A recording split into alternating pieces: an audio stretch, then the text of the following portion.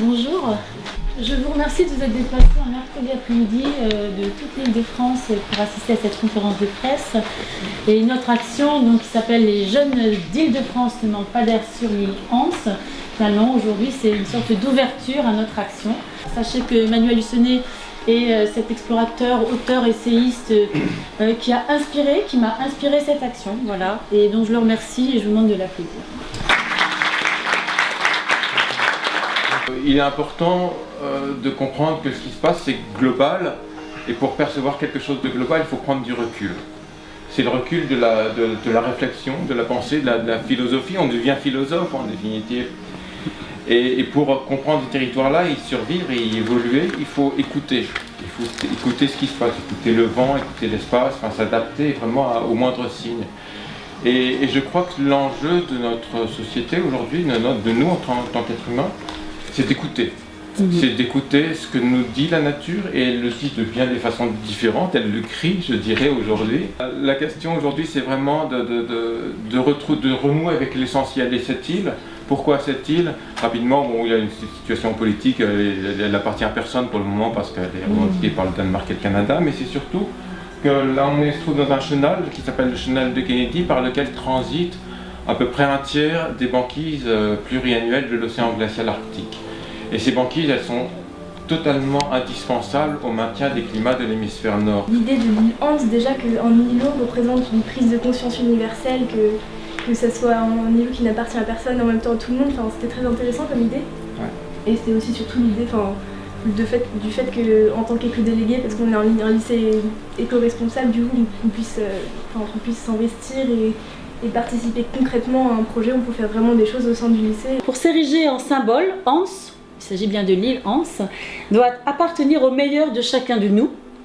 Elle doit bénéficier du statut de terra nullius, terre ne relevant d'aucun État. Travailler sur un projet d'éducation qui soit plus large, qui mobilise les jeunes adultes de demain, à qui on lègue et on est actif et conscient un avenir à construire et en marche.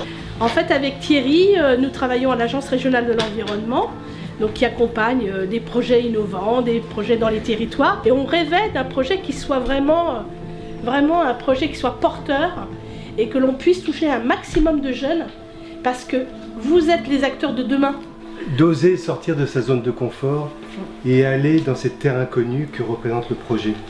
J'ai fini ma deuxième année de DUT en multimédia, et cette année c'est une sorte d'année où j'ai envie de pratiquer tout ce que j'ai appris en théorie, tout ce que j'ai appris avec mes cours. J'ai envie de pratiquer la chose dans une vraie action et me sentir en fait utile pour la société. Notre campagne, je dirais, publicitaire, si vous la connaissez, c'est la bonne rencontre, et il se fait que des fois le hasard fait bien les choses, puisque Laurence est venue me voir sur le stand du forum des associations au mois d'octobre. J'ai associé donc mon ami et collègue de Casden Banque Populaire, qui lui a une spécificité vis-à-vis des établissements. Mon enseignant, parce que j'ai fait 30 ans de carrière dans l'éducation en tant qu'instituteur tout d'abord, c'est très vieux tout ça, instituteur, professeur d'école, directeur d'école et puis formateur. L'idée, c'est de s'approprier quelque chose qui nous appartient, de droit. Ensuite, on a travaillé naturellement en sciences avec tous les polluants. Donc c'est une mine pour étudier la chimie, comment c'est constitué. Le travailler autrement, c'est ce qu'on cherche à faire durant cette AP. Et là, on est vraiment dans le travailler autrement. La ligne éditoriale de la revue Orbs en elle-même, c'est de se faire le relais, de se faire la tribune, de se faire la caisse de résonance des visionnaires et des pionniers, c'est-à-dire des personnes qui nous ouvrent des espaces. Donc au niveau de la revue Orbs, chaque numéro, c'est un petit peu comme ça un voyage, un bouquet de contenu qui va se lire comme un chapitre d'une grande histoire, mais qui s'insère effectivement dans cette grande histoire qui est celle de l'humanité. Et on a dans certains établissements une dizaine d'enseignants qui travaillent ensemble. Parfois on a des duos et une grande transversalité des savoirs. Voilà, c'est pour dire que ce que nous proposons à ces 10 lycées co-responsables de toute la région Île-de-France, près de 280 jeunes et 27 enseignants, de vivre une aventure. Voilà, donc je salue la témérité, l'audace et l'engagement de tous ces aventuriers en herbe qui sont en train de dessiner leur route de l'air. Donc pour clore sur Jules Verne, alors qu'il aurait tant à dire, quelle beauté, quelle variété, quelle puissance de la nature, comme tout paraissait étrange et prodigieux au sein de ces régions circumpolaires.